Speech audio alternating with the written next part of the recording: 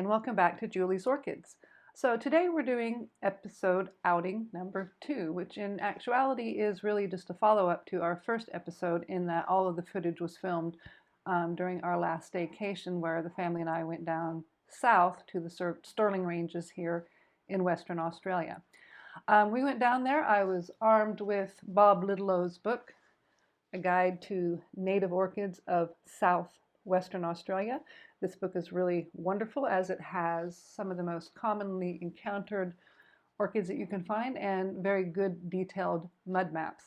As I mentioned in my last post, and we'll mention again probably several times in this post, if you do go out looking for these native Western Australian orchids, I will please ask that you appreciate them as they sit in nature.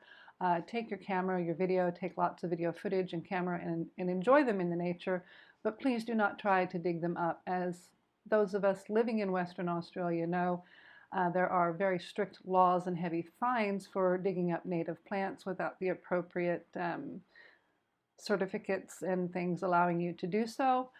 And to make matters worse, these orchids grow in very good symbiosis with a lot of the natural bacteria, funguses, and flora and fauna that you find out bush that you do not find and cannot replicate in home or greenhouse cultivation. So if you do go out to find some of these beautiful plants, please enjoy them as they are, take some pictures, but otherwise leave them put. Given that, today we're looking at spider orchids, as I mentioned last time. So there's quite a few different varieties of spider orchids growing throughout the Stirling Ranges and Western Australia.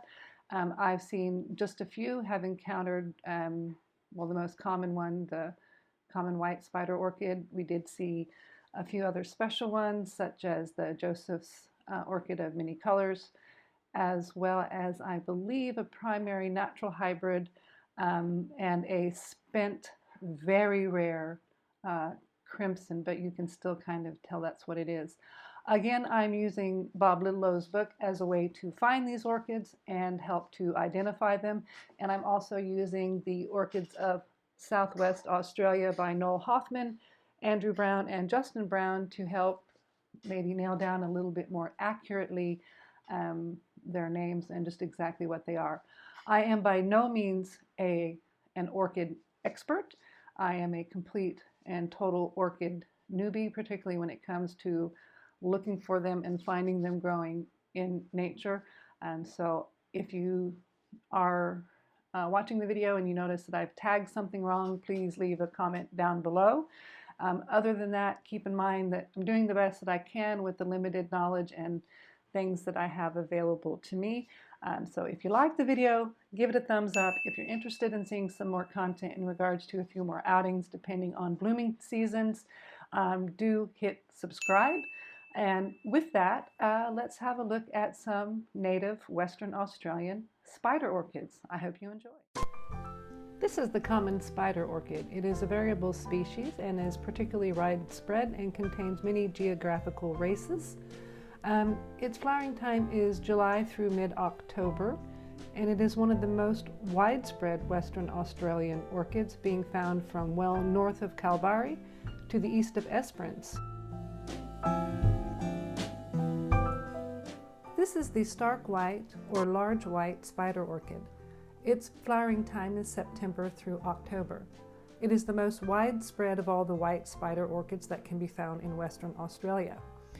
It usually is found in Wandoo and Yate woodlands in areas where shrubs are scattered about the ground, but it is still relatively open.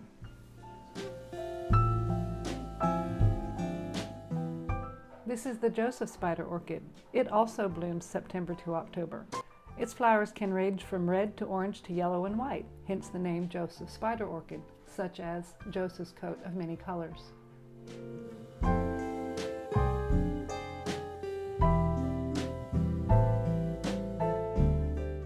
This is the prisoner orchid, which is a primary hybrid cross between Caladineae and Ericksonii. It is one of the most well-known hybrids in Western Australia, and there are other similar hybrids formed between large zebra and dwarf zebra orchids and other members of the Caladineae family. This is the zebra orchid.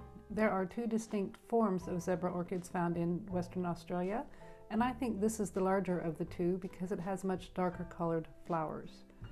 It is found throughout the southwest between Esperance and Lancelin, growing in coastal heath, mallee woodlands, and dense jarrah forests. Flowering time is August through November. The zebra orchid is also one of the parents to the prisoner orchid. All right, so I hope you enjoyed the look at a few of the native Western Australian spider orchids that I was able to find thanks to the help of the mud maps in Bob Littleow's book. Again, if you're in Western Australia, highly recommend this book. It makes it very easy to find. And take your camera, take plenty of water, and have a nice fun day scouring through the bush looking for these orchids. I did find that a lot of these orchids were pretty well just right off the beaten path. You didn't have to go too far to look for them.